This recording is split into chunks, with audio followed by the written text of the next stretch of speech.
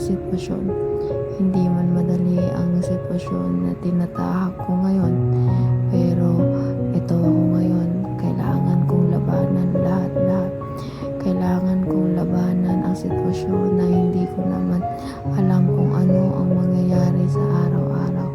Pero ito lang ang aking gustong sabihin sa inyo.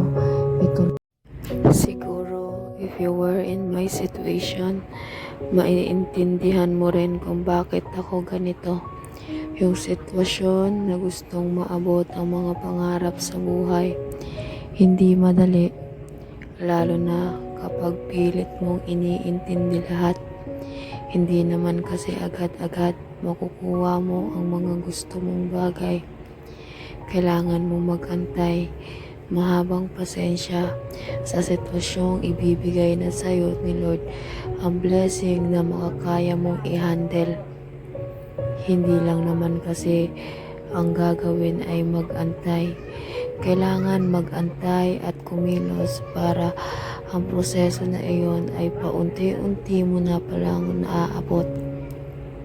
Naaabot mo na ang iyong mga gustong mga pangarap. Kaya ito ako ngayon. Uuwi ako ng Pinas. Gagawin lahat ang mga pangarap na gusto kong gawin sa buhay. Kahit mahirap, pero patuloy pa rin lumalaban sa buhay. Ito ako ngayon. Hindi ko alam kung ano ang patutunguhan ko, pero alam ko sa sarili ko, may pananalig ako sa Diyos. Malakas ang aking pananampalataya sa buhay. Kaya hindi ako nawawalan palagi ng pag-asa. Bakit ako mawawalan ng pag-asa sa buhay ko? Sobrang dami kong mga pangarap sa buhay, lalo na sa pamilya ko, na gusto ko silang matulungan na iahon sa hirap. Hindi ko alam kung kakayanin ko, pero alam ko sa sarili ko na kahit sobrang hirap, ilalaban ko ang aking mga pangarap sa buhay. Ilalaban ko ang aking mga pangarap sa pamilya ko. Kahit mahirap, hindi ako susuko. Kahit mahirap, hindi ako susuko sa mga hamon sa buhay, lalo na binibigay sa akin ng pagsubok ng Panginoon.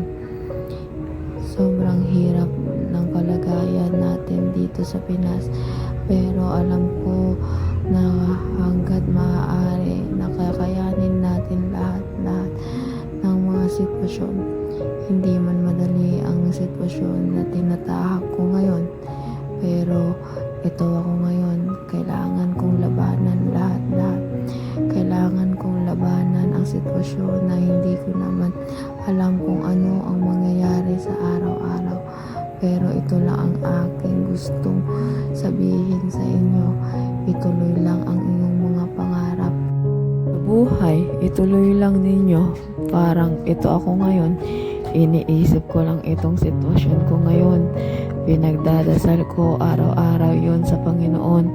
Ito, binigay niya ang gusto ko. Binigay niya ang kasiyahan ko. Pero hindi ibig sabihin kahit binigay niya, okay na ang lahat.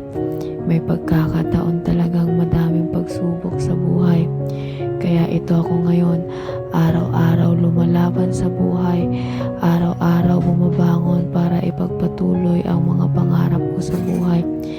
Madami akong pangarap sa pamilya ko. Kaya ito ako ngayon, nagpupursige upang mairahot ko sila sa kahirapan. Ilalaban lang natin araw-araw ang sitwasyon, mga pagsubok natin. Basta palagi huwag kakalimutan ang mahal natin na Panginoon.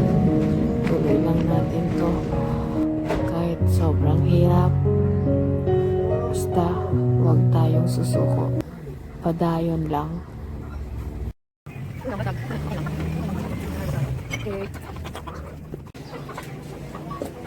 Harvest time.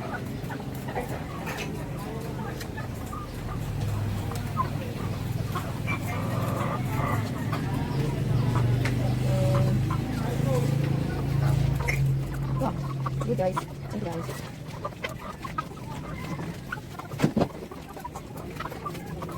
Okay.